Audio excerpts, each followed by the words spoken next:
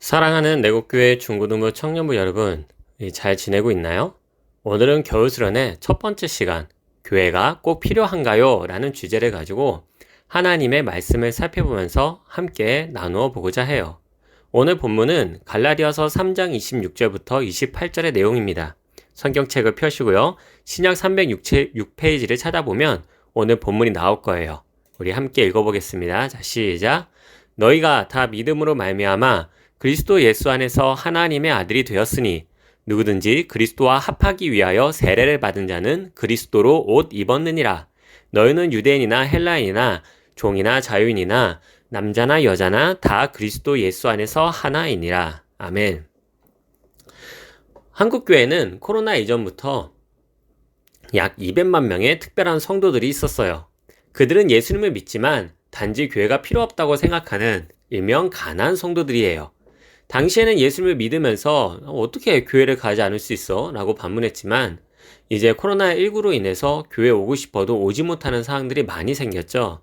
그래서 이제는 우리가 정말로 교회가 필요한 곳인가 라는 생각들이 점점 많아지기 시작했다고 해요. 그리고 궁극적으로 많은 사람들의 생각에는 이러한 질문이 생겼어요. 나는 그리스도인으로서 교회 없이 살 수 있을까? 교회에 가는 것은 이제 필수가 아니고 단순히 선택일 뿐일까? 라는 생각을요. 그래서 오늘 교회가 정말로 그런 곳인지, 정말로 우리에게 선택인지, 아니면 필요한 곳인지, 이런 여러 가지 부분을 살펴보면서 우리가 교회 안에 속하여 있을 때 어떤 좋은 점이 우리에게 있을지 오늘 한번 같이 알아보기로 해요. 첫째, 교회는 하나님의 백성답게 살게 만들어주는 공간임을 발견하게 됩니다. 성경 전체를 하나하나 살펴보면 하나님께서는 우리와 교제를 하고 싶어하고 자신의 백성으로 삼고 싶어 하시는 것을 발견하게 돼요. 그래서 창세기에 보면 하나님이 과거 아브라함을 선택하셔서 큰 민족을 이루시는 것부터 시작해서 요한계시록에서 큰 무리가 셀 수 없이 나와 하나님과 함께하는 것을 발견할 수가 있어요.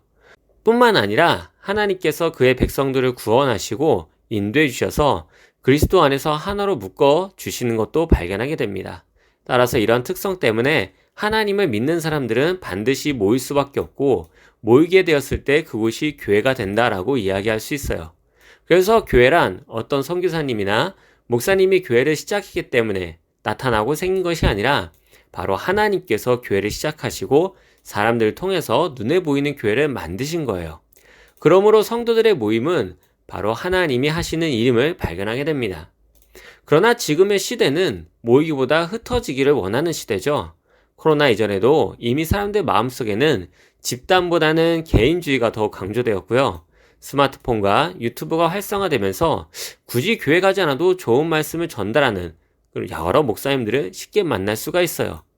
음질이 좋고 정말로 은혜스러운 CCM도 우리는 아주 클릭 몇 번에 쉽게 들을 수가 있는 시대가 되었죠. 그러다 보니 이제는 굳이 역줄이 일어나서 교회 가지 않아도 침대에 누워서 예배할 수 있다고 생각하게 된 거예요. 그렇다면 이게 정말로 정상적인 일일까요? 성경에서는 이러한 문제에 대해서 우리는 하나님의 사람들과 서로 함께하며 교제하지 않으면 살 수 없는 존재들이다 라고 이야기를 해요. 오늘 본문 우리가 같이 본 갈라디아서 2장 26절부터 28절에서는 이렇게 이야기를 하고 있어요. 너희가 다 믿음으로 말미암아 그리스도 예수 안에서 하나님의 아들이 되었으니 누구든지 그리스도와 합하기 위하여 세례를 받은 자는 그리스도로 옷 입었느니라. 너희는 유대인이나 헬라인이나 종이나 자유인이나 남자나 여자나 다 그리스도 예수 안에서 하나이니라. 쉽게 말하자면 우리는 인종과 나이 그 모든 것을 뛰어넘어서 그리스도 예수 안에서 한 세례를 받은 하나님의 자녀들로 구성된 하나다라고 이렇게 이야기하고 있는 거예요. 그래서 우리는 예수 그리스도 덕분에 이 세상의 모든 크리스천들과 하나로 뭉쳐 있고요. 영적으로 한 가족이다 라고 말할 수 있습니다. 그리고 이것이 눈으로 나타난 모임이 과연 무엇일까요? 바로 우리가 지금 보고 있는 교회라는 것이죠. 그래서 바울도 이 교회를 인간의 몸에 비유해서 이렇게 말합니다. 이와 같이 우리 많은 사람이 그리스도 안에서 한 몸이 되어 서로 지체가 되었느니라. 따라서 우리는 그리스도 안에서 한 몸으로 함께 있어서 서로 영향을 주며 살아가야 하기 때문에 단순히 혼자서 신앙생활을 할 수는 없어요. 우리 몸에서 어디 한쪽이 아프면 다른 쪽은 더 열심히 일을 해야 되는 것처럼 우리 내곡교회도 내 옆에 있는 사람이 교회에 나오지 않고 문제가 있다면 우리들 또한 그런 고통과 아픔에 영향을 받는다라고 말하고 있다는 것이죠. 따라서 우리는 옆에 있는 사람들을 섬기고 사랑하며 도와줄 의무가 있어요. 그러므로 하나님의 사람들을 섬기지 않으면 예수님을 섬기는 일이 아니다라고 이야기할 수 있는 것이죠. 실제로 성경을 보면 바울이 그리스도인들을 잡아 죽이라고 다메섹으로 가게 됩니다. 이때 갑자기 하늘에서 밝은 빛이 내려오면서 바울에게 나타나 이렇게 말씀하세요. 사울아, 사울아, 내가 왜 나를 핍박하느냐? 뭔가 예수님의 말을 가만히 들어보면 좀 이상하죠? 왜냐하면 예수님은 이미 하늘에 승천하셨기 때문에 이 예수님을 핍박할 수는 없거든요. 그래서 예수 믿는 사람들을 잡으러 열심히 바울이 다닌 건데 오히려 예수님은 이렇게 얘기를 하고 계시는 거죠. 왜 나를 핍박하느냐? 예수님이 이렇게 말씀하신 이유는 교회의 성도들을 핍박하는 것이 곧 예수님을 핍박하는 것이다 라는 의미에서 말씀하신 거예요. 그렇다면 여기서 이제 답이 나오겠죠? 교회를 나오지 않고 신앙생활을 하는 것은 예수님과 함께 신앙생활을 하지 않는 것과 비슷하다라고 말할 수 있어요. 따라서 교회에서 함께 공동체 생활을 하지 않으면 신앙생활을 제대로 이어나가기가 매우 어렵다는 것을 발견하게 됩니다. 따라서 마태복음에서도 이렇게 이야기를 하고 있어요. 임금이 대답하여 이르시되 내가 진실로 너희에게 이르노니 너희가 여기 내 형제 중에 지극히 작은 자 하나에게 한 것이 곧 내게 한 것이니라 하시고, 이 본문은요 주변에 어려운 이웃을 도우라는 의미로 사용될 수 없어요. 왜냐하면 그의 형제 자매, 너희가 여기 내 형제 중에 라고 말을 하고 있잖아요. 그의 형제 자매, 그 하나님의 백성들, 그리스도인을 섬기는 것이 곧 예수님을 섬기는 것이다 라고 이렇게 이야기하고 있는 거거든요. 따라서 우리가 교회에서에 있는 같이 있는 공동체, 우리 중고등부 청년부를 위해 그들을 도와주고 섬기는 일을 한다는 거는요, 결국 다르게 말하면 예수님을 섬기는 일이 되겠죠. 만약에 그렇지 못한다라고 한다면은 당연히 예수님을 섬기는 것이 아니라고 말씀하시는 거예요. 그렇다면 우리가 편하게 침대에 누워서 유튜브를 통해 예배드리는 것은 예수님을 섬기는 일이 아니게 되는 거고요. 그렇다면 온전한 신앙생활을 하기가 어렵다라는 이야기입니다. 그러므로 교회는 예수님을 섬길 수 있는 중요한 장소입니다. 그리스도인으로서 예수님을 섬기는 일이 곧 하나님의 백성답게 사는 일이겠지요? 따라서 우리는 반드시 교회에 와서 예배를 드리고 서로를 섬기며 함께 교제하며 어려운 일을 함께 도와야 됩니다. 이것이 예수님을 섬기는 유일한 길이에요. 둘째로, 교회와 함께하지 못할 때 우리는 그리스도인의 정체성을 잃어버리게 될 수 있다는 거예요. 그래서 우리가 교회에 함께하지 못할 때 놓치게 되는 수많은 것들이 있습니다. 그 중에서 가장 중요한 것은 바로 하나님의 백성이라는 정체성을 잃어버리는 문제라고 생각을 해요. 히브리서 10장 24절에서 25절까지는 이렇게 이야기를 하고 있어요. 서로 돌아보아 사랑과 선행을 격려하며 모이기를 패하는 어떤 사람들의 습관과 같이 하지 말고 오직 권하여 그날이 가까움을 볼수록 더욱 그리하자. 2000년 전에도 일부 성도들 중에는 굳이 모이지 말고 예배하자라는 사람이 있었어요. 그 당시에도 가난한 성도들이 있었다는 거죠. 그들은 모일 필요 없이 각자의 자리에서 신앙생활만 잘하면 된다고 생각했던 사람들이에요. 그러나 바울은 절대로 그렇지 않다고 말을 해요. 오히려 예수님께서 재림하시는 날이 가까이 올수록 우리는 함께 더욱 모여서 서로 신앙을 북돋워 줘야 된다고 이야기를 하고 있어요. 즉 교회에 함께 신앙생활을 하지 않는다면 결과적으로 예수님의 재림을 기다리지 못하는 그리스도인이 된다는 것이에요. 이건 그리스도인들에게 있어서 굉장히 심각한 일이에요. 왜냐하면 주님은 반드시 오시기 때문입니다. 문제는 이 날이 언제인지 모르기 때문에 나도 모르게 한눈 팔게 되고 죄에 빠져서 헤매고 고통받기도 해요. 그래서 그리스도인들이 교회에 모여서 주님이 오실 것을 대비하게 만들어주고 서로의 신앙생활의 어려움을 이해하며 함께 격려하는 작업이 반드시 필요합니다. 그래서 우리 그리스도인들은 교회가 반드시 필요해요.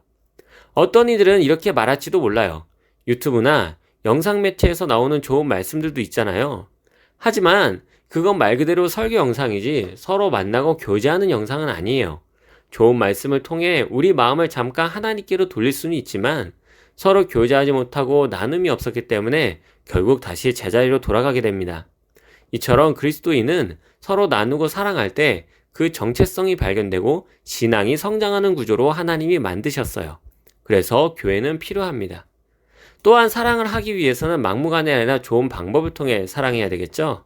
연애에도 법칙이 있듯이 성도 간에 사랑하는 방법에도 법칙과 방법론이 있어요. 그래서 교회는 서로 사랑하는 법이 반드시 존재합니다.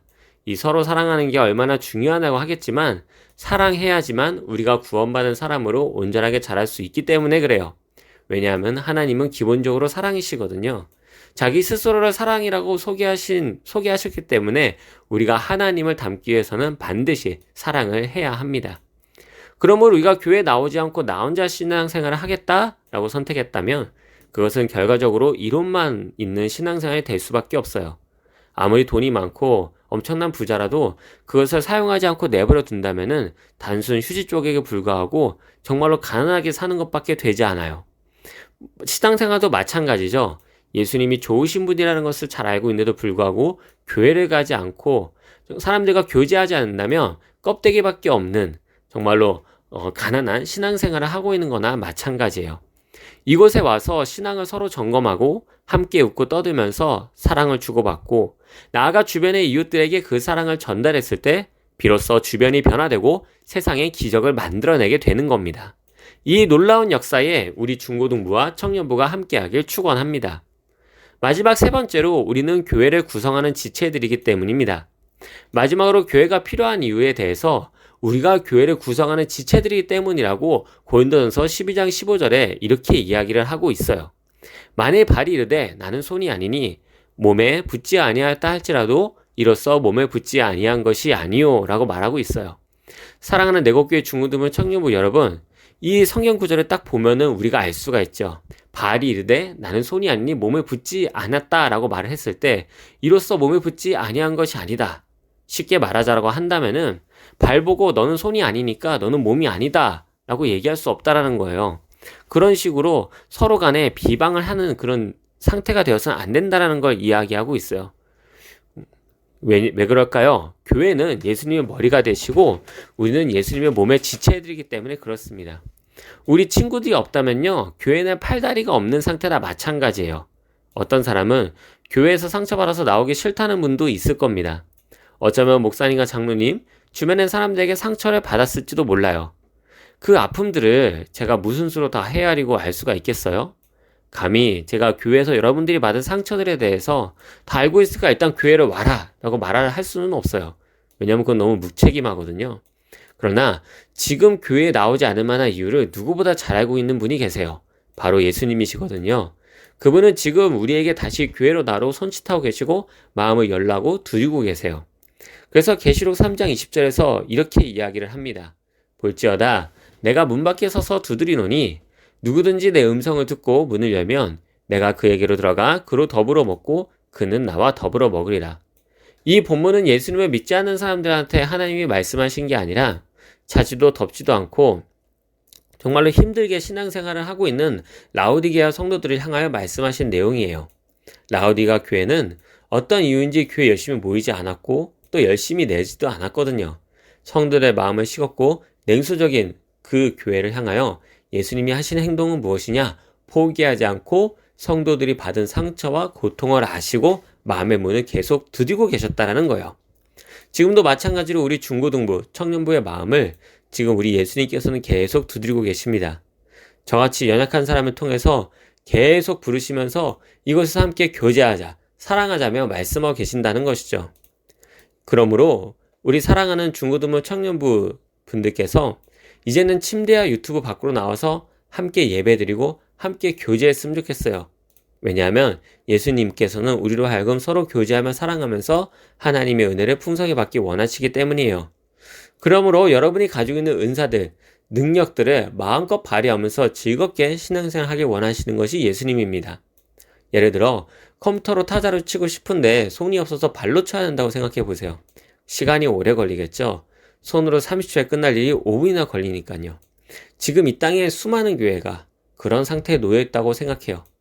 지금 정말로 필요한 지체들이 교회를 오지 않고 함께 예배드리며 교제하지 않으니까 그 안에서 다른 지체들이 함께 그 많은 일들을 감당해야 되기 때문에 은사가 없음에도 불구하고 그 일 때문에 너무 힘들어하고 지쳐하는 분들도 있어요. 그래서 필요한 지체들이 없으니까 점점 더 교회에 지쳐서 떨어져 나가는 사람들도 있죠. 이러한 현상은 자연스럽게 기독교에 대한 안 좋은 인식들로 점점 퍼지고 있습니다. 왜 그럴까요? 교회에 좋은 사람들이 사라지고 있기 때문에 그래요. 교회에 실망하고 떠나는 사람들은 절대 나쁜 사람들이 아니거든요. 누구보다 성경을 잘 알고 정의감이 있는 사람들이 정말로 교회에 실망하고 떠나는 경우가 많아요. 그러므로 그들이 교회를 떠나 방황을 하고 사람들에게 사랑을 나눠주지 못하니까 기독교는 점점 피폐해지고 있다는 거예요. 내곡교회도 마찬가지겠죠. 교회는 지금 이곳을 떠난 중고등부와 청년들이 필요하고 중고등부와 청년들도 교회가 필요해요. 그래서 성경은 다음과 같이 이야기를 합니다. 고린도서 12장 21절에서 22절에 이렇게 말을 해요. 눈이 손더러 내가 너를 쓸데없다 하거나 또한 머리가 발더러 내가 너를 쓸데없다 하지 못하리라. 그뿐 아니라 더 약하게 보이는 몸의 지체가 도리어 요긴하다. 쉽게 말하자면 눈이 손에게 말하기에 넌 쓸데없다 라고 할 수 없고 머리가 발에게 말하기에 너 필요 없어 라고 말할 수 없다는 거예요. 오히려 몸에서 가장 약해 보이는 것들이 사실 우리에게 더욱 필요한 사람들이라는 거죠. 예전에 사역했던 교회에서 아주 오래전에 사역했던 교회예요. 거기서 조금 어려운 분이 한 분 계셨어요. 교회에서 실수도 많이 하고 사소한 문제를 일으키기도 해요. 그런데 그분이 교회에 오셔서 꼭 하신 일이 있어요. 바로 본당을 매주 한 번씩 나와 3시간을 청소하고 가셨거든요.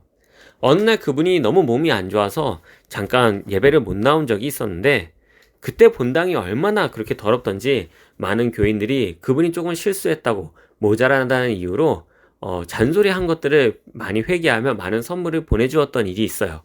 이처럼 교회에서 필요 없는 사람이라는 없습니다. 오히려 내곡교회에서 마음이 떠난 분들이 많이 필요해요.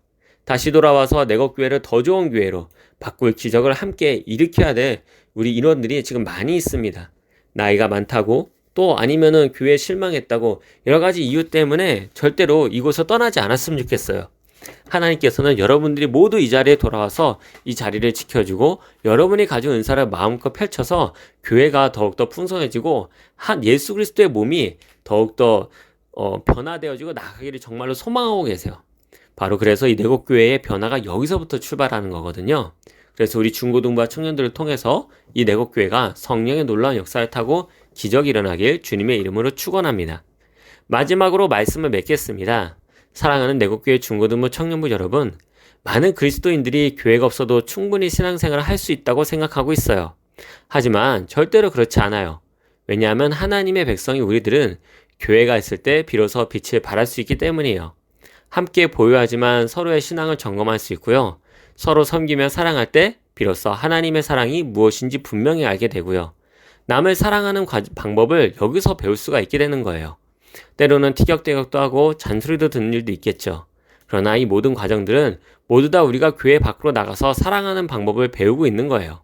이곳에서 훈련받아 밖으로 나가서 사랑이 퍼질 때 지역이 변화되어지고 개독교라고 욕하는 사람들이 기독교인으로 변하게 될 거예요. 그러므로 우리는 교회가 필요하고 교회도 우리가 필요합니다. 그 누구도 필요 없는 사람은 없어요. 다시 한번 용기를 내서 여기 내곡교회로 꼭 오시기 바랍니다. 하나님의 교회를 통하여 놀라운 역사를 만들어내실 거예요. 오늘의 강의는 여기까지입니다. 우리 사랑하는 내곡교회 청년부, 중고등부 여러분, 오늘 우리가 함께 나누었던 말씀을 놓고 우리가 함께 기도하고 그리고 또 오늘 팀과 팀별로 그리고 반별로 함께 그 내용을 서로 교제하며 나눠주세요. 그리고 느꼈던 내용들을 써주시고 또 그 내용, 우리가 오늘 들었던 내용을 요약해 주세요. 하나님께서 모든 과정들을 통해서 우리 중고등부와 청년부를 더욱더 그리스도 안에서 온전하게 자라게 할 줄로 믿습니다. 감사합니다. 사랑합니다.